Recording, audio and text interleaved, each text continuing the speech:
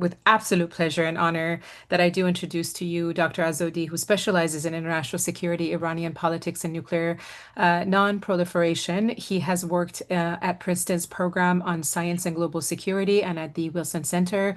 His work has been featured in Foreign Policy, the Bulletin of Atomic Scientists, Arms Control Association, and quoted by the New York Times, Washington Post, and Der Spiegel. He is the author of the forthcoming book, Iran and the Bomb.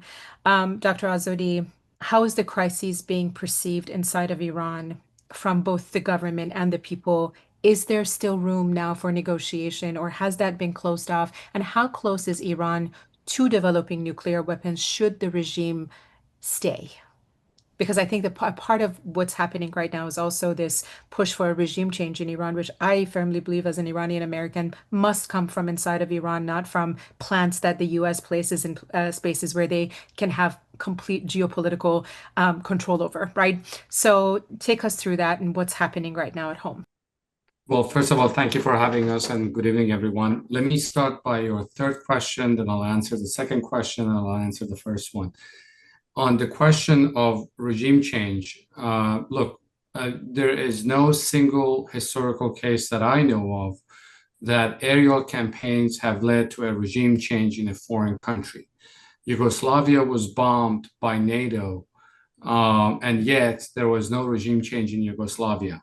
Iraq in 1990s was bombed for years by the US, Great Britain, and we did not have a regime change until 2003 when we actually deployed troops on the ground in Iraq, which successfully toppled Saddam's regime. We tried to do a social engineering, create a democracy in Iraq, but Iraq is whatever it is today. Iran is a far more difficult meal, if you will, for the US. It is much larger. It has a much larger population. It is extremely nationalistic and at the same time wary of foreign interventions. Iraq was a country that was really made by Great Britain of three provinces of the Ottoman Empire. Iran, on the other hand, is a country that has been sitting there for 3,000 years. It has been it is a nation state. So I'm very skeptical of the US being able to do a regime change. My concern is that the Israelis trying to do what I call, or some other people have called, the Syrification of Iran. That means that to weaken the state and cripple the state so it cannot function properly as a state, so that every once in a while, depending on the mood of the Prime Minister of Israel or his or her whims, they can attack the country, bomb somewhere, and come back. That's my concern. So that's for the third question of regime change. In terms of how far Iran is from the bomb, if we had this discussion a week ago, I would tell you that based on what we know from the IAEA's latest report, Iran has or had enough fissile material for 9 to 10 nuclear weapons should it decide to go for the bomb. This doesn't mean that Iran is a weak, and Iran's breakout time is a week to 10 days. This doesn't mean that Iran is 10 days from a bomb. Iran would require more time to assemble a nuclear weapon, right? Have the implosion device and put it on the warhead, put it on the missile that can be delivered to the target. But we know now, as our other speakers pointed out, that Iran does not have a political decision or a structured program to develop nuclear weapons. There were a few reports that suggested that the Iranians were exploring shortcuts to a nuclear weapon so they can kind of shorten the amount of time that they would need to have a nuclear device. But again, I do want to emphasize that our intelligence community agrees with the IAEA's Director General that Iran does not have a structured program for nuclear weapons. This is something that, there were studies conducted in the early 2000s, but everything was, shelved and put aside in the fall of 2003. So I hope that answers the second question. And what is the general mood in Tehran? Right now, as we speak, and we are thankfully headed for a ceasefire, Tehran is under severe bombardment from the air. This is what I've been hearing from a lot of people in Tehran.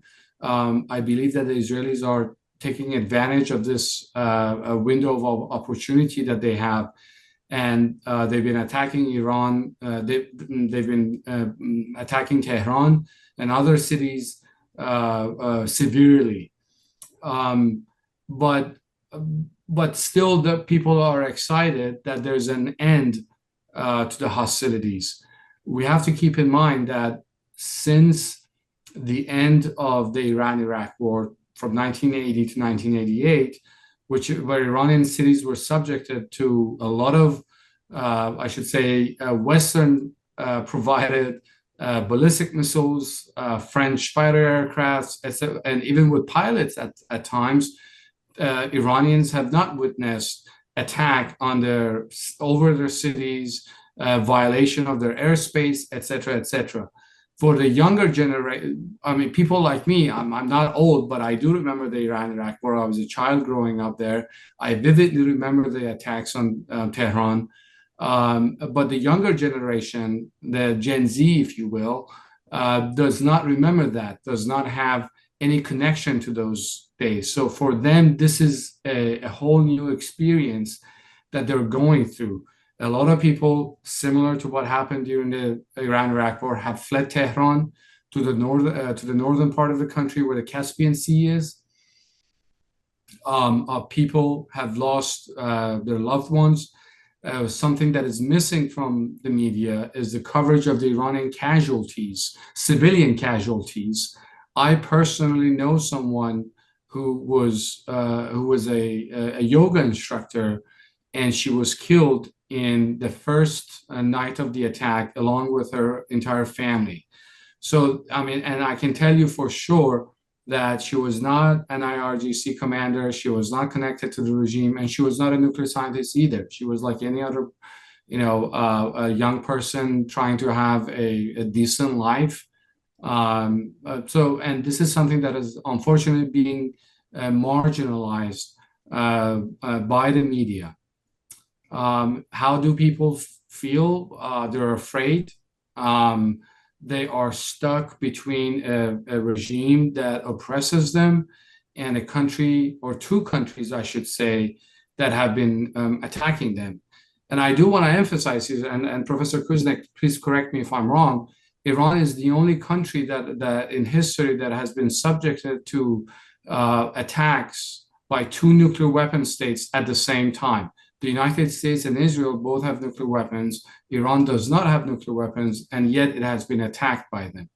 And the other thing that I do want to point out, and I'll stop here, I don't want to talk too much, is that the other thing that is missing from the media is that nobody is discussing the fact that the US, as the leader, the so-called leader of the rules-based international system, violated international law by attacking nuclear facilities that were under the safeguards of the IAEA. That is a flagrant violation of the additional protocol of the Geneva Convention.